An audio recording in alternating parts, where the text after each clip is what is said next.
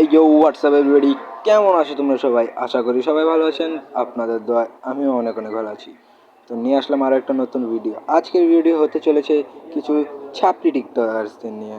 তো বেশি বক বক না করে চলুন মূল ভিডিওতে চলা যাক।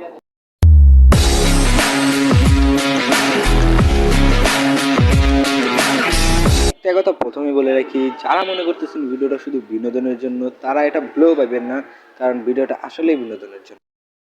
ভিডিওটি শুধু এন্টারটেইনমেন্টের জন্য বানানো হয়েছে, সবাই দেখো মজা নাও, কেউ সিরিয়াসলি নিও না। তো প্রথমেই কথা বলে যাচ্ছি আমাদের বাংলাদেশের ছাপটি টিকটকার প্রথম যে স্থানে যে প্রথমে আছে উনি হচ্ছেন অ্যালেক্স সবুজ। অ্যালেক্স সবুজ নয়, টাকি সবুজ নামে ওকে সবাই চিনে থাকে। তো চলো ঘুরে আসা যাক।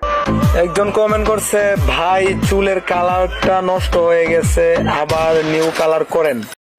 ওয়েট গাইস, এটা কি হলো? মানে ওর চুলের কালার নষ্ট হয়ে গেছে, ওই জানে না, ওর একজন ফ্যান বা ফলোয়ার ওকে বলতেছে যে চুলের কালার নষ্ট হয়ে গেছে, চুলের আবার নিউ কালার করে।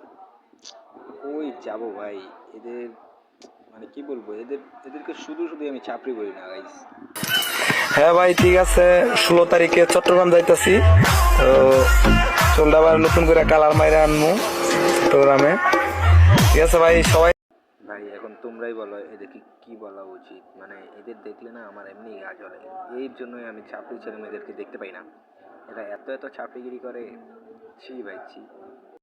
আমরাও যদি এরকম করতাম 2020 সালে, তাহলে আমাদের আজকে বাংলাদেশে ইউটিউবিং করে মরতে হতো না, টিকটক করে একদম মেয়ে একটা ল্যাম্বরগিনি নিয়ে দুবাই পরে থাকতাম ভাই। তো আজকের ভিডিওটা ছিল এই পর্যন্তই। যদি ভিডিওটা ভালো লেগে থাকে তাহলে লাইক, কমেন্ট, সাবস্ক্রাইব, শেয়ার করতে হবে। এটা ভোলা যাবে না গাইস। সবাই বেশি বেশি লাইক, কমেন্ট, শেয়ার করবেন, কারণ যখন তোমরা বেশি বেশি লাইক করবে তখনই আমি ছাড়তে পারবো ভাই।